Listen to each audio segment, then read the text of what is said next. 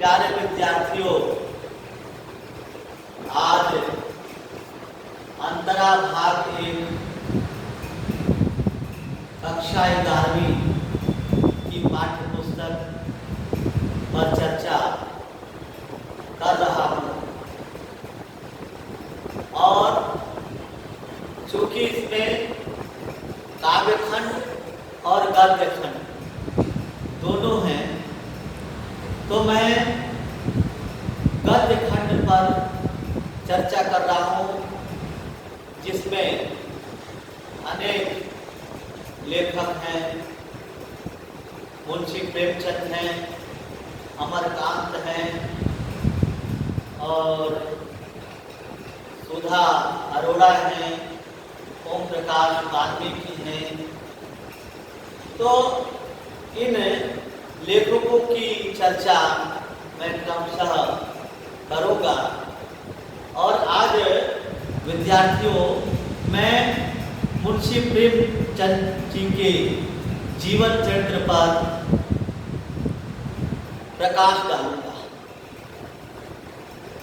जब मुंशी प्रेमचंद जी का जीवन चरित्र हम देखते हैं, उनके जीवन चरित्र का सिंहावलोकन करते हैं, तो ऐसा लगता है कि निराला जी की, सूर्यकांत त्रिपाठी निराला जी की पंक्तियां आती हैं, मन में स्मरण हो आती हैं कि रंग गई पग पग धन्य धरा। ये धरती रंग गई है, इससे रंग गई है गरीबी से, भूखमरी से।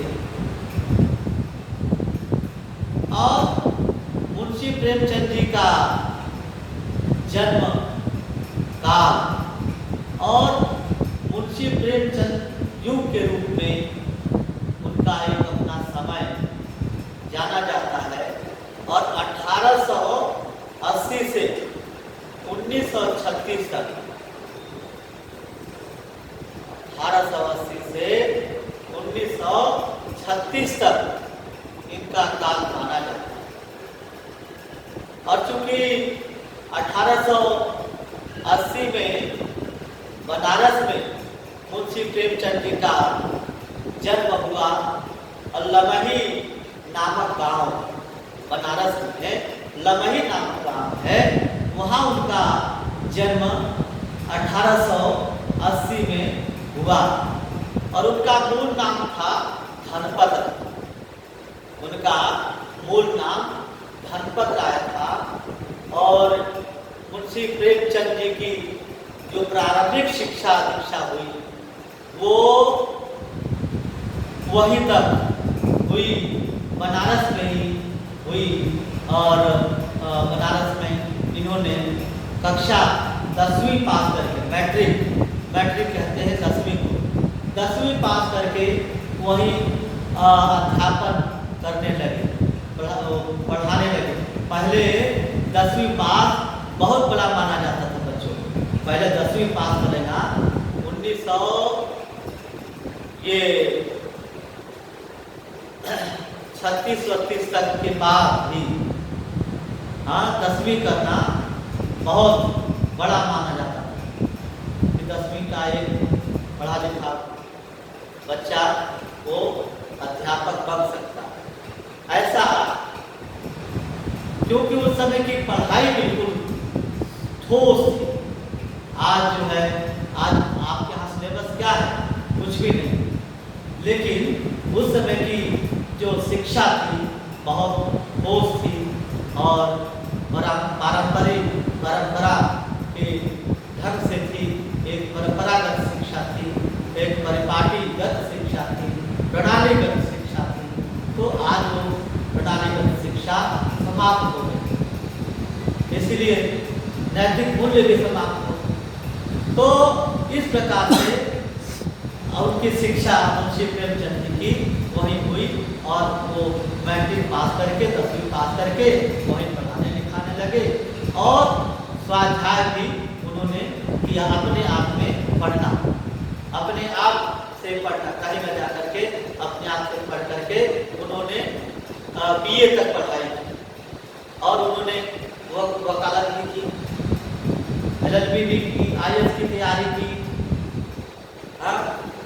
IAS की तैयारी भी की उसके बाद, और फिर स्वतंत्रता आंदोलन में कूद पड़े और जो है सब समाप्त करे।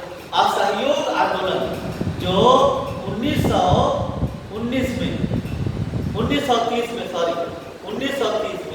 जब असहयोग आंदोलन गांधी जी ने छेड़ा तो उसके दौरान जो है वो भी साथ रहे, और गांधी जी का प्रभाव प्रेमचंद जी पे बहुत। उन्होंने सरकारी नौकरी से त्याग पत्र दे दिया। इसने मुंशी प्रेमचंद ने सरकारी नौकरी से त्याग पत्र दे दिया और पूरी तरह से लेखन कार्य में जुड़ गए, पूरी तरह से लेखन कार्य में जुड़ गए, समर्पित हो गए और लेखन साहित्य लेखन करना जो है प्रारंभ कर दिया। कई बार आप जेल भी गए। और प्रेमचंद जी ने पहले जो है लेखन अपना उर्दू में शुरू किया। शुरुआती में उर्दू में लिखना शुरू किया। पहले जब उर्दू में लिखते थे वो अपने नवाब राय के नाम से, किसके नाम से लिखते थे? नवाब राय के नाम से वो उर्दू में लिखते थे। बाद में फिर जो है उन्होंने हिंदी में अपनी लेखनी प्रारंभ की और इन्हें सबसे पहले इन्होंने उपन्यास लिखे, कहानियां लिखी, निबंध लिखे, अनेक लेख हैं इनके, सब लिखे। इसीलिए प्रेमचंद को उपन्यास सम्राट कहा जाता है। प्रेमचंद को उपन्यास का सम्राट कहा जाता है। प्रेमचंद ने यथार्थ जीवन जिया। प्रेमचंद मुंशी उनका क्यों नाम पड़ा? क्योंकि एक साहूकार के यहाँ बनारस में वे मुंशीगिरी करते थे, मुंशीगिरी करते थे और बड़े बड़े साहूकार वहाँ आते थे, छोटे भी आते थे, गरीब सब, अधिकांशतः तो गरीब भी आते थे वहाँ पर। और उस गरीबी में वो बिलबिलाने लगते थे, बिलबिलाते थे कि हे साहूकार महोदय, हमारी जमीन इस बार फसल नहीं हुई, जमीन हड़प ली साहूकार। तो मुंशी प्रेमचंद के मन में एक करुणा, दया की भावना आई और वहां से मुंशी प्रेमचंद ने मुंशी की नौकरी छोड़ दी और किसानों के साथ रहने लगे। किसान और उनके लेखन में किसानों, दलितों, गरीबों आदि की दुख दर्द का वर्णन है। किसानों के दुख दर्द का वर्णन है, गरीबों के कुछ दुख दर्द का वर्णन है, जो दलित हैं, कुचले हुए थे, उनके दुख दर्द का इनकी कहानियों में और लेखों में, उपन्यासों में वर्णन है। और मुंशी प्रेमचंद चूंकि यथार्थवादी और व्यवस्था के ऊपर इन्होंने कुठाराघात किया है और कुरीतियों पर करारा चोट पहुंचाया है। जो समाज में कुरीतियां फैली हुई थी, सती प्रथा, दहेज प्रथा, ये सब फैली हुई, इनका चित्रण इन्होंने अपने साहित्य में किया है। और अपना जो कुछ भी लिखते थे वो अपने लिए स्वार्थः सुखाय लिखते थे, परंतु स्वार्थः सुखाय जो है वो बहुजन हिताय हो गया। मैं वो लिखते कहते तो मैं अपने लिए लिखता हूँ, स्वार्थः सुखाय मानकर लिखते थे, परंतु उनकी वैयक्तिगत चीज, वैयक्तिगत साहित्य जो है समष्टिगत हो, अर्थात उनका व्यक्तिगत साहित्य जो है समष्टिगत, समाजगत होगा, सामाजिक साहित्य होगा।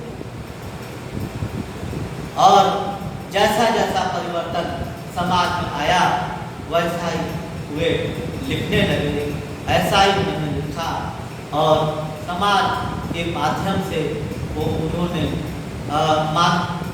वो मानते हैं कि मानवता वास्तव में मानवता ही चीज है। वे एक ऐसे साहित्यकार थे कि जो समाज की वास्तविकता की स्थिति को जानकर, स्थिति को पहली दृष्टि बढ़ा करके और उन्होंने लिखा, देखने का कार्य किया। मुंशी प्रेमचंद जो है एक पत्रकार के रूप में भी जाने जाते हैं, संपादक के रूप में भी जाने जाते हैं। हंस पत्रिका का संपादन किया ही, समाज सुधारक के रूप में भी जाने जाते हैं। समाज का सुधार करने में और तो उन्होंने उनका ये मानना था कि जब समाज सुधरेगा तो राष्ट्र भी सुधरेगा, राष्ट्र से अंग्रेज भागेंगे। इसीलिए गांधी जी के साथ कई बार ये जेल गए, आंदोलनों में गए और इसके बाद विद्यार्थियों की ये मुंशी प्रेमचंद जी की जो है ये अनेक कृतियां हैं और उन्होंने निकट हो करके हिंदी भाषा के उत्थान के लिए लग गए, हिंदी भाषा का उत्थान किया। उनकी जो प्रमुख रचनाएं हैं मैं उन्हें पढ़ करके बता देता हूँ, क्योंकि कुछ तो मुझे याद है, कुछ छूट जाएंगे तो पता नहीं चलेगा। जैसे मानसरोवर है उपन्यास, मानसरोवर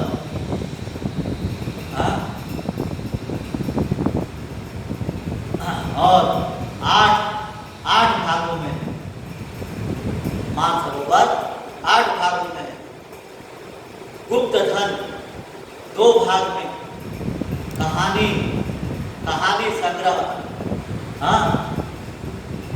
कहानी संग्रह है, कई कहानियां हैं, निर्मला, सेवा सदन और प्रेमाश्रम, रंगभूमि, कर्मभूमि, गबन और गोदान उपन्यास, करबला संग्राम, जो करबला संग्राम मुंशी प्रेमचंद की ये जो है एक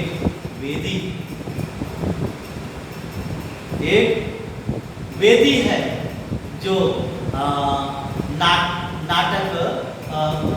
नाटक का जो है एक रूप है। नाटक का विविध प्रसंग इसमें है। उन्होंने नाटक लिखने का भी प्रयास किया जो 3 खंड में बटा हुआ है, 3 खंड में मुंशी प्रेमचंद। और राजनीतिक निबंध भी लिखे, निबंध संग्रह है, कुछ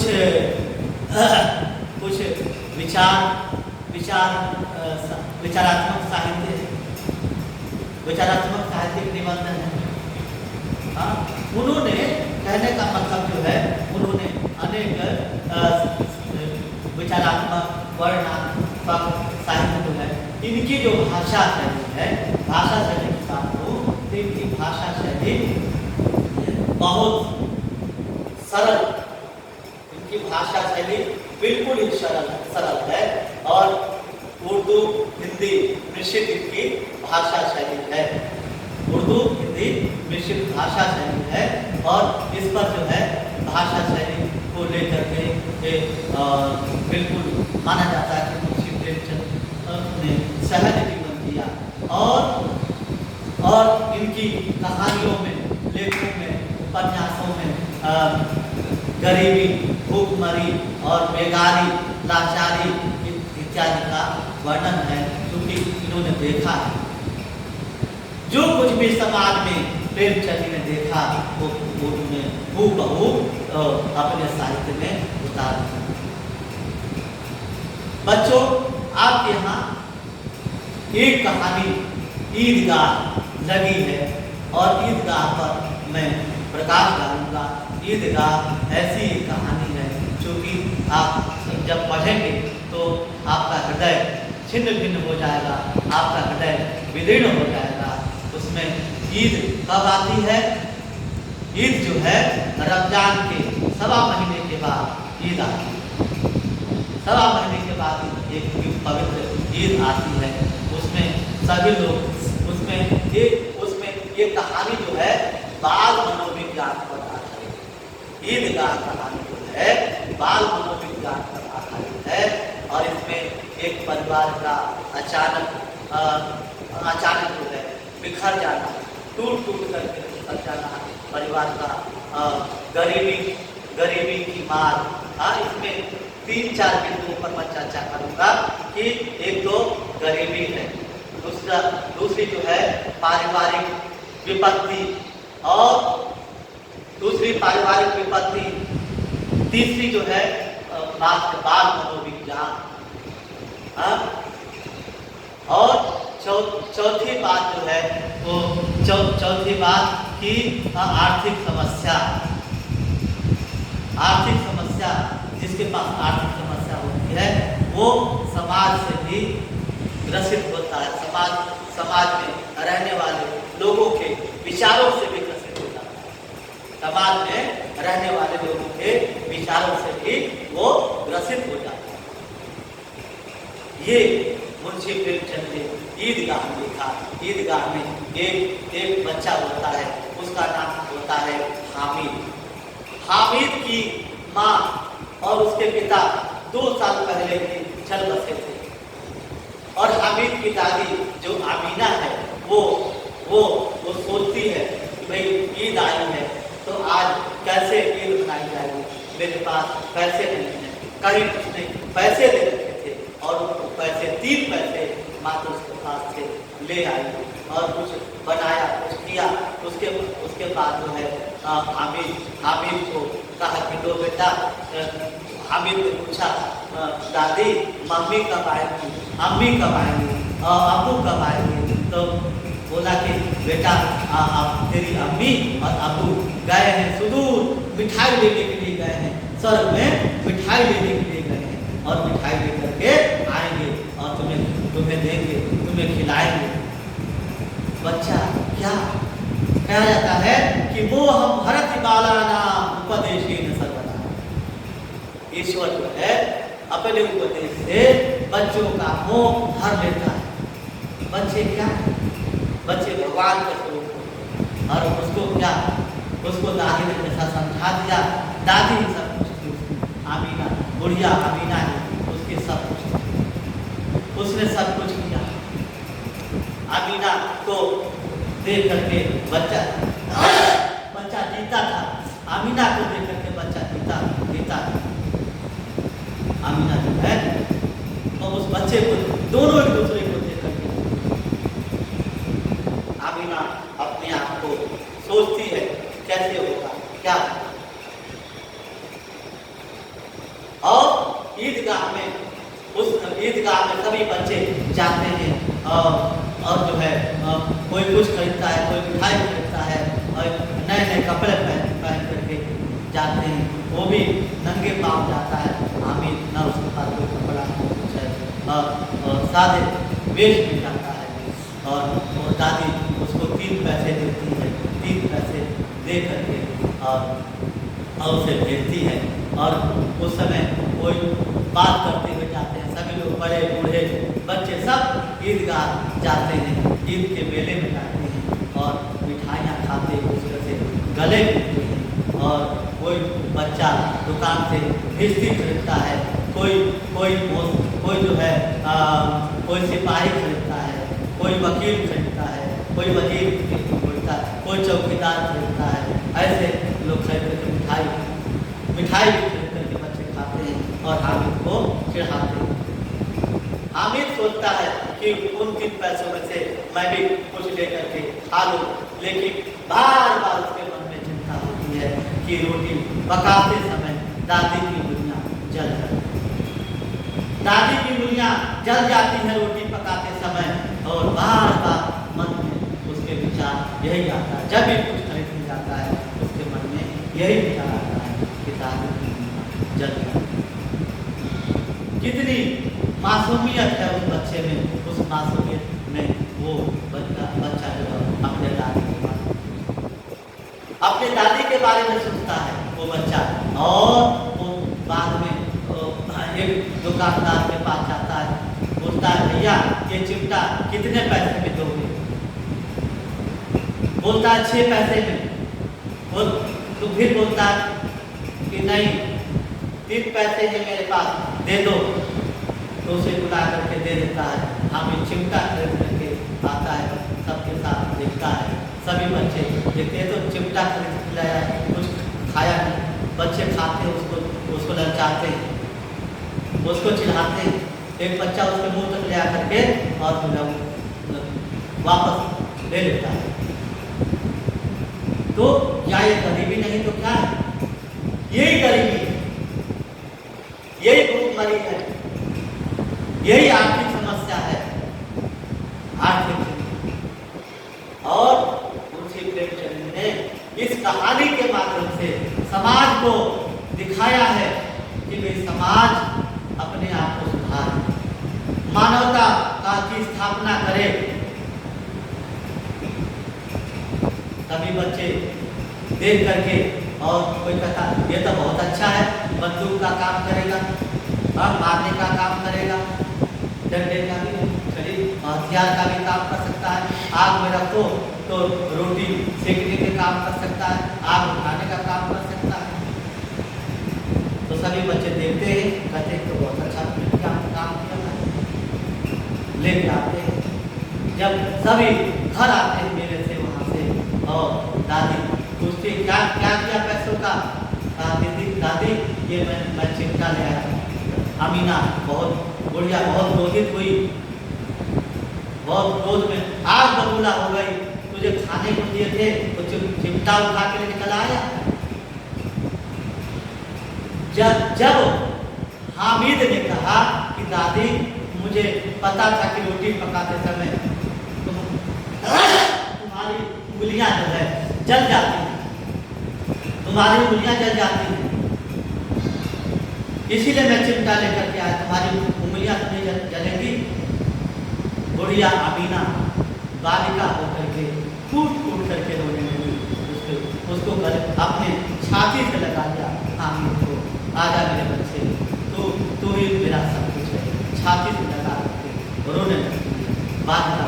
उसका क्रोध जो है, उसका क्रोध स्नेह रूपी जल से पिघल जाता है, वो समाप्त हो जाता है, बुझ जाता है, क्रोध की अग्नि बुझ जाती है, और वो विलप करके होती है, आज तेरा को होता, तेरी अम्मी होती तो तुझे ढेर सारे पैसे मिलते, लेकिन बेटा मैं तो गरीब दुनिया लाचार, क्या करूँ?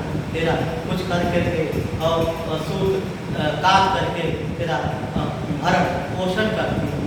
तो इस प्रकार से ये कह करके रोने लगती है, और उसे हामिद ध्यानत बन जाता है, और इस प्रकार से यह कहानी समाप्त होती है। ईदगाह कहानी बच्चों समाप्त होती है। ईदगाह कहानी में मानवता का कितना पतन होता है, और ये सामाजिकता नहीं रह जाती है। समाज में जो खुशियाँ हैं अमीर और गरीब दूर दूर। इसमें इस कहानी में एक चौधरी साहब का भी वर्णन है। चौधरी साहब गांव के चौधरी साहब बहुत धन्ना सेठ है, धन्ना सेठ है। वो लोगों को पैसे ब्याज देते हैं, हाँ, और लोग सोचते कि भाई उनके पास पैसे कहाँ से आ रहे हैं, तो कहते उन्होंने जिद पाल रखी है, जिद ला करके पैसे देता है। तो यहाँ पर भ्रांतियाँ भी हैं, अंधविश्वास भी है। मुंशी प्रेमचंद ने यहाँ पर अंधविश्वास का प्रदर्शन किया है, अंधविश्वास को दिखाया है कि कितना अंधविश्वास है समाज में, कितना बड़ा कितनी बड़ी रूढ़िवादिता है समाज में। इसको इन्होंने दिखाया है और बताया। बताया है। तो इस प्रकार से ईदगाह कहानी के बारे के ऊपर मैंने अपना एक व्याख्यान दिया बच्चों। मैंने मुंशी प्रेमचंद के ऊपर व्याख्यान दिया, उनकी लिखित कहानी ईदगाह पर व्याख्यान दिया, और इसको आप पढ़ेंगे, सुनेंगे, और आशा करता हूँ कि आप इसे वीडियो को देख करके और आप पढ़ेंगे। बहुत बहुत